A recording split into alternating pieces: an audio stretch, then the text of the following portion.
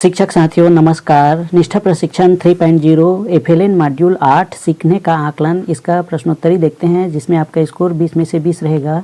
यह second attempt है, प्रश्न आगे पीछे हो सकता है। तो चलिए प्रश्न उत्तर शुरू करते हैं। बुनियादी साक्षरता और संख्या ज्ञान प्रशिक्षण में शामिल होना चाहिए। इसका सही आंसर है प्री स्कूल और सभी प्राथमिक शिक्षकों को। अगला प्रश्न है एफएलएन में आकलन का उद्देश्य है। इसका सही आंसर है बुनियादी अवस्था पर काम करने वाले शिक्षकों को बच्चों के साक्षरता और संख्या ज्ञान के लिए सीखने के स्तर के बारे में ठोस सूचना प्रदान करना। अगला प्रश्न है एचपीसी कार्ड घर और स्कूल के बीच एक महत्वपूर्ण कड़ी होगा और इसके साथ नियमित अभिभावक शिक्षक मीटिंग होगा। इसका सही आंसर है अपने बच्चों की समग्र शिक्षा और विकास में अभिभावक आबलिक परिवारों को सक्रिय सहभागी बनाने के लिए। अगला प्रश्न है आकलन नियोजित, व्यवस्थित और संरचित होता है और खाली स्थान का अभिन्न अंग होता है। इसका सही आंसर है पाठ्यचर्या आबलिक पाठ्यक्रम। अगला प्रश्न है हम बुनियादी अवस्था में बच्चों को एफएलएन सीखने के लिए निम्न द्वारा प्रोत्साहित करते हैं। इसका सही आंसर है खेल आधारित, गतिविधि आधारित, ठोस अनुभवों और खिलौने आबलिक खेल। अगला प्रश्न है बुनियादी साक्षरता और संख्या ज्ञान की शिक्षण अधिगम प्रक्रिया में खिलौना आधारित शिक्षण विधि को एकीकृत करने का अंतिम लक्ष्य है। इसका सही आंसर है बच्चों की समीक्षात्मक चिंतन, सृजनात्मक सोच, संवाद करने, उच्च श्रेणी की विकासात्मक उपयुक्त पुस्तकों का आनंद लेने, स्वतंत्रता पूर्वक अभिव्यक्त करने और समस्या समाधान करने में सहायता करना। यह इसका सही आंसर है। अगला प्रश्न है एफएलएन में शिक्षक बच्चों का सबसे अच्छा काम एकत्रित करता है और उसे एक फाइल फोल्डर में सीखने के प्रमाण के रूप में रखता है। फोल्डर को कहा जाता है। इसका सही आंसर है पोर्टफोलियो। अगला प्रश्न है पढ़ने का बहाना करने के लिए एक गतिविधि है। इसका सही आंसर है बुनियादी साक्षरता।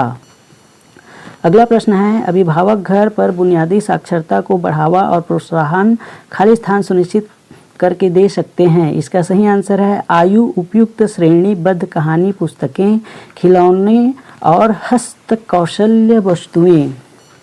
अगला प्रश्न है किए हुए आकलन को अभिभावकों को संप्रेषित किया जाना आवश्यक है। इसका सही आंसर है उपयुक्त पूर्व निर्धारित अंतराल पर। अगला प्रश्न है बच्चों के अवलोकन और विश्वसनीय सूचना एकत्र करने का तरीका नहीं है। इसका सही आंसर है साथी शिक्षक से बात करना। अगला प्रश्न है जब एक बच्चा खिलौनों को एक पंक्ति में सबसे बड़े से सबसे छोटे की ओर रख रहा हो तो शिक्षक वास्तव में बच्चों के खाली स्थान में प्रगति का अवलोकन कर रहा है। इसका सही आंसर है बुनियादी संख्या ज्ञान के तहत क्रमबद्ध करने का कौशल। अगला प्रश्न है कौन सा पोर्टफोलियो का हिस्सा नहीं है। इसका सही आंसर है कक्षा में उत्तर देना। अगला प्रश्न है कक्षा पुस्तकालय या साक्षरता क्षेत्र में निम्नलिखित नहीं होता। इसका सही आंसर है ब्लॉक बिल्डिंग। अगला प्रश्न है निम्नलिखित में से कौन सी एफएलएन गतिविधि नहीं है। इसका सही आंसर है पेंसिल को निर्दिष्ट डिब्बे में रखना। अगला प्रश्न है गतिविधियों में बच्चों की सक्रिय संलग्नता प्राप्त करने के लिए प्रमुख है। इसका सही आंसर है 360 डिग्री।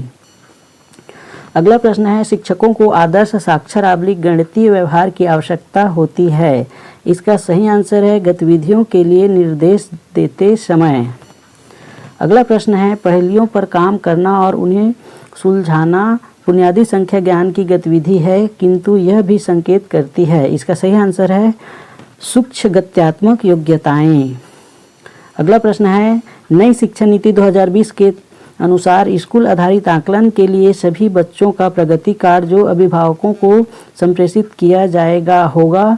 इसका सही आंसर है समग्र स्वरूप का। अगला प्रश्न है छोटे बच्चों के एफएलएन के लिए सीखने और विकास के अवलोकन और आकलन के लिए निम्नलिखित तकनीक की आवश्यकता होती है। इसका सही आंसर है विविध उपकरण और आकलन की तकनीकें। इस प्रकार हमने 20 में से 20 क्वेश्चन अटेंड कर लिया। अब इसको हम सबमिट कर लेते हैं। चलिए यहाँ पर हमारा स्कोर 20 में से 20 है। अगर वीडियो अच्छी लगी हो तो वीडियो को लाइक कर दीजिए, चैनल को सब्सक्राइब कर दीजिए ताकि ऐसी नॉलेज भरी वीडियो आपको मिलता रहे। धन्यवाद।